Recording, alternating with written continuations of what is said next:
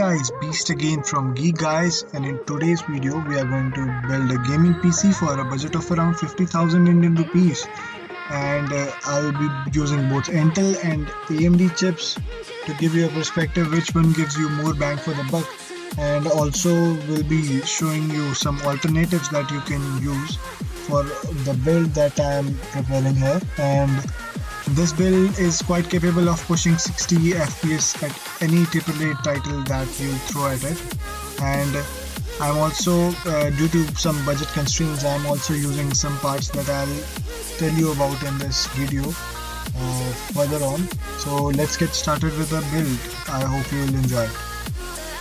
So let's get started. The processor that I'll be recommending you from the Intel side of the market is the i3-9500F. That is a 4-core 4-thread chip, and it has a 65 watt TDP, 6 megabytes of L3 cache, and the base clock is 3.6 GHz and boosts all the way up to 4.2 GHz. But the Intel side is not that much of booming right now, as they are only 14 nanometer chips, and I think that Intel should up their game in the CPU markets, as the AMD side is ramming them from the start of this year. So if you go under my recommendation, I will recommend you the AMD build instead, as it is on the lower process node, that is 9 nanometers, whereas the Intel side is on 14 nanometer. Basically it means it is more power efficient and more powerful than the Intel side. The AMD processor that I will recommend you is the 3200G. The Ryzen 3200G is a 4-core 4-thread chip, same as the Intel side. But the one thing here to notice is that it has a Vega 8 graphics that is with 8 GPU cores also, and the Intel is locked chip that it is going to be 4.2 GHz maximum. But the AMD side is 3.6 GHz base clock, but the boost clock is 4 GHz, but you can also overclock this chip so that it can go much higher, more like 4.5 or something, that the Intel side cannot achieve. The AMD chip is also on the 12 nanometer node, so it is much more power efficient and slightly more powerful than the Intel side. You can also go with the AMD's chip, that is 1300X. That is the previous Ryzen 3 chip. It is basically the same chip as this one, but the only exception being those Vega 8 GPU cores that are embedded in the 3200G. Basically they are both the same chips, but the AMD 1300X is slightly older than this chip, but it is based on 3200G, so you get my point that it is almost the same chip with a little graphics jump that it has. So you can go with either of that. If you go with the AMD Ryzen 1300X, it is slightly cheaper, but I would recommend you go with the 3200G, and it has those GPU cores, and it is not that much more expensive. It is 7,700 Indian rupees. The Intel processor is much more expensive, the 9100F, and it is also logged, and it does not have an integrated GPU. That means if you need a display out from the processor alone, it is not possible. So I will recommend you go with the AMD instead, because it has much more overclocking capabilities, and also that it is having a decent GPU that it is not going to be useful in our case, as we are going to use a dedicated graphic card. But you get my point that you are getting some benefits for the money you are spending, even which is lesser than Intel. In general, if I tell you that there is the Intel Core 9100F that is for 8,000 rupees, that is logged. But if you'll go with the unlogged one, that is for 13,000 Indian rupees, which also does not have the GPU inside. It is the 9350KF, that is K stands for it is unlocked, and F means that it does not have the integrated graphic. Motherboard is a section where I think so you can spend a little more, as the more the expensive the motherboard gets, usually it gets more overclocking headroom or more overclocking potential, and more that you have connectivity options with that. So I would say that I have two options here for Intel, but go with a little expensive one that will give you more interfaces, like the one I will recommend you for saving some money is MSI's H310M Pro VH Plus. These weird naming schemes from the motherboard just sucks. Stop these guys. You should be just going simple on the naming schemes, not too hard. But further on, it is for 4400 Indian rupees, and it does not have a M.2 slot. I don't know what's going on the Intel side, because you are not getting that much connectivity options in terms of Intel. As you can see, this is quite a recent board, but it does not have even the M.2 slot for SSDs and stuff. So I'll recommend you go with the Asus Prime H310MF board. It is a 9th generation compatible board, and it is for 5000 rupees. It is the revision 2 that I have linked down below, the Asus one. So go with that. It is quite good board. It will last you quite a while, because it has the Asus makes very good board. I use it in my main rig, and it is works fabulously, and all the overclocking and all the stuff that Asus packs into the board, all the goodies, all the fan control curves you get, whatever you need, it is mind-bogglingly simple, and it is very controllable in the Asus one. So I would recommend you go with the Asus. Now coming on to the AMD side of the motherboards, there are two boards that I'll recommend, but here also you can go with the more expensive one, as there are two chipset here for AMD. The baseline is 320M 320 chipset, and the other one that I'll recommend you is the B450 board, because the B450 also provides you overclocking. So as this, all the chips from AMD are unlocked, so you can overclock them for a little more bump in the performance. So the baseline model is the Gigabyte GA A320MH motherboard. It is for 3800 Indian rupees, but the board that I will recommend you is the Gigabyte B450M DS3H. It is for 6300 rupees. I know it is expensive, but you are getting the overclocking. That is the main selling point of this chip, as well as the motherboard itself. So the overclocking is the only way that you should opt it. But if you are not going to overclock or something, then I will recommend you go with the 320 board, as it is much more cost efficient. It is 3800 rupees only.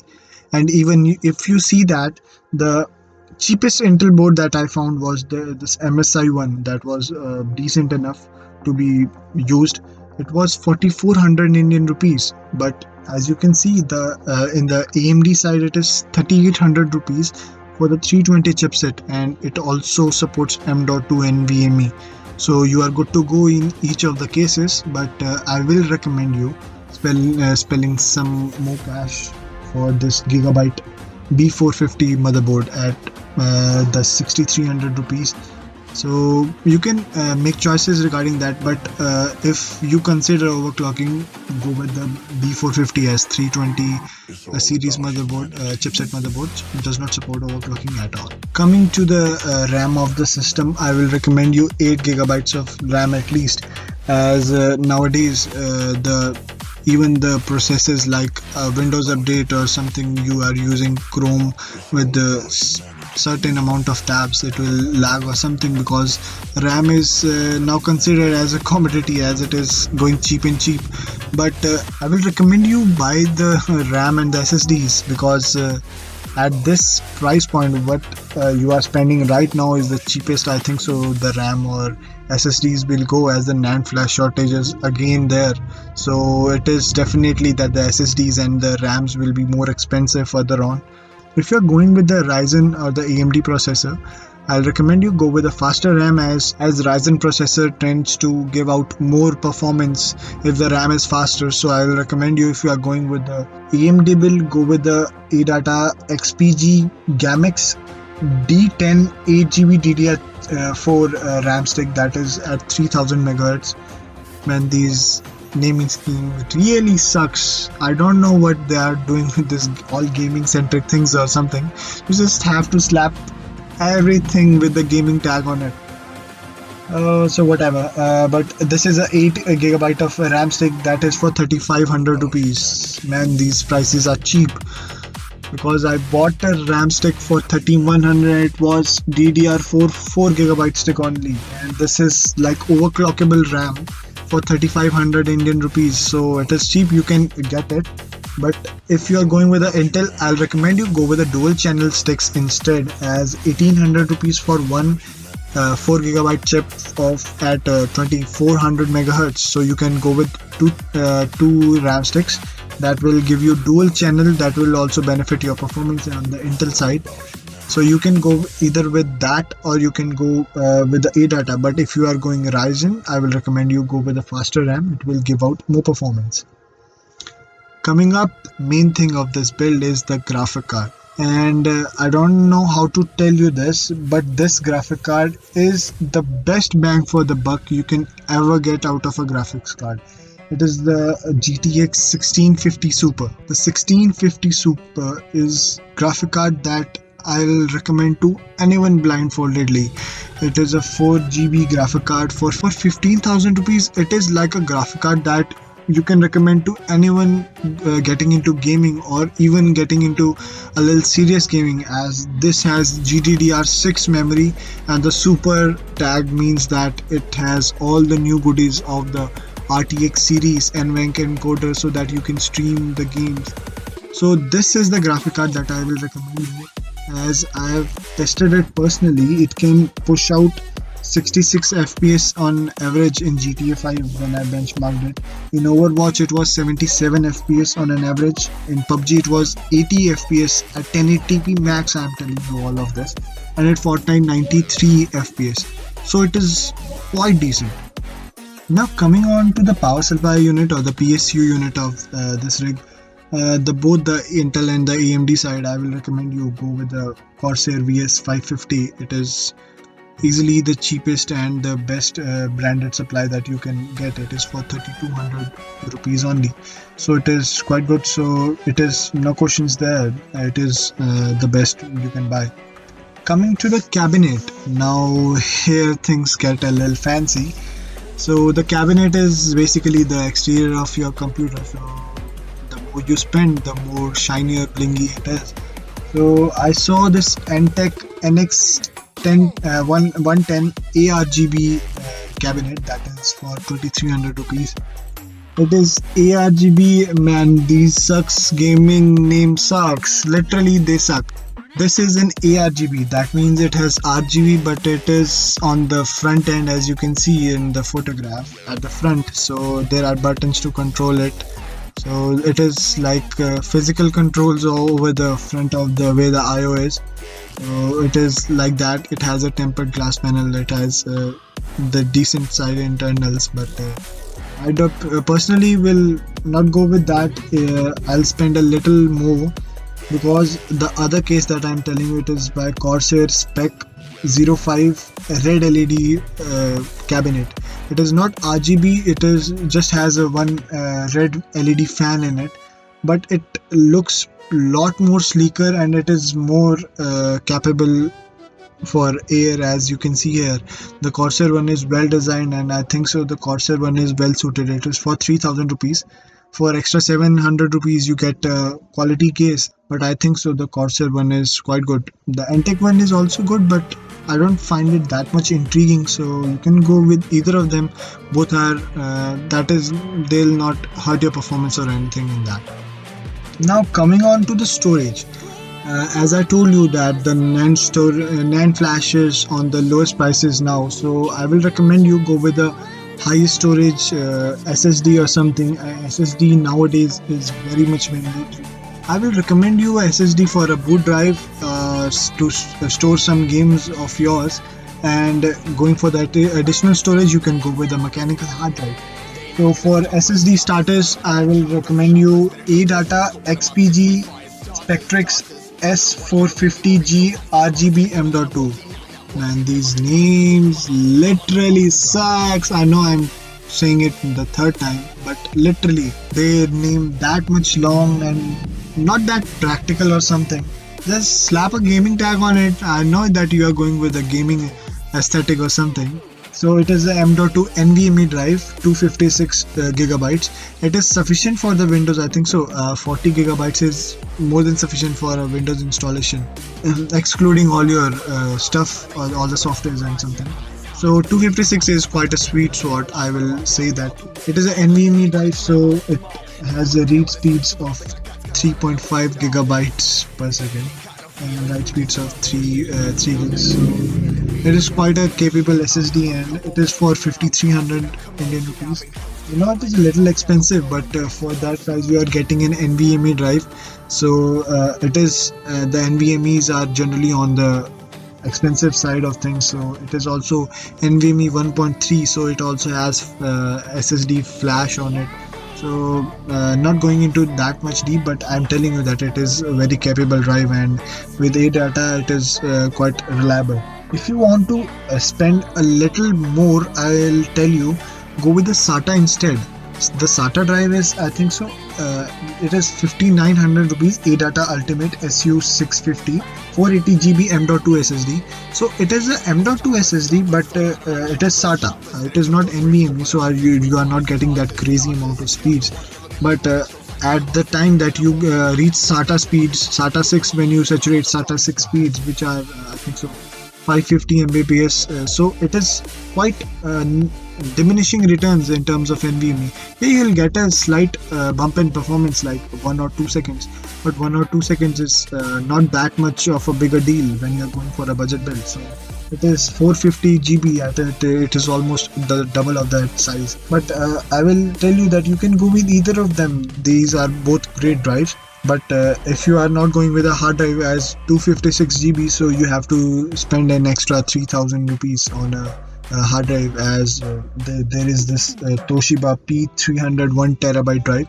So I will tell you, you can go with either of them. So if you are not going to spend 3000 rupees, or you have a spare drive, so you can go with the 256 GB. But if you are going to buy a 1 terabyte drive, I'll more happily recommend you that you go with a 480 GB SATA drive, that is a SSD, SATA SSD. So that will give you more space in that. SATA 3 6 gigabit speeds are quite well in the range of that you will experience the fastness in your system. This is the breakdown. So the left side is the Intel one and the right side is the AMD one. So basically I'm saying you that the AMD side, I think so, is much more appealing to me, and it gives you much more lot than what you are paying, rather than the Intel one. Even if you are shelling some more amount in the AMD one, as you can clearly see here, but I will say that you can spend any one of those. So it's your choice at the end, but I will wholeheartedly recommend that you go with the AMD one, as the Intel one is not that much appealing, as the i3 is not that much different from the AMD side, and is even without a GPU, and is also locked, so you cannot even have that overclocking headroom. So go with the AMD one. AMD one is quite capable machine. Both are capable, but the AMD one can do much more things much more easily, and is more power efficient and a little powerful, I will say, in multi-threaded tasks. But in the single core, the Intel is the champion right now also. Even when the AMD is ripping them off, the single core performance of the Intel is faster. So basically games tend to go more with the single core, but nowadays the new titles that are coming, that are more emphasized on the more cores, so how much that cores run in all the power. So all that glory, you should go with the AMD side. So that is it, guys, for all this rig.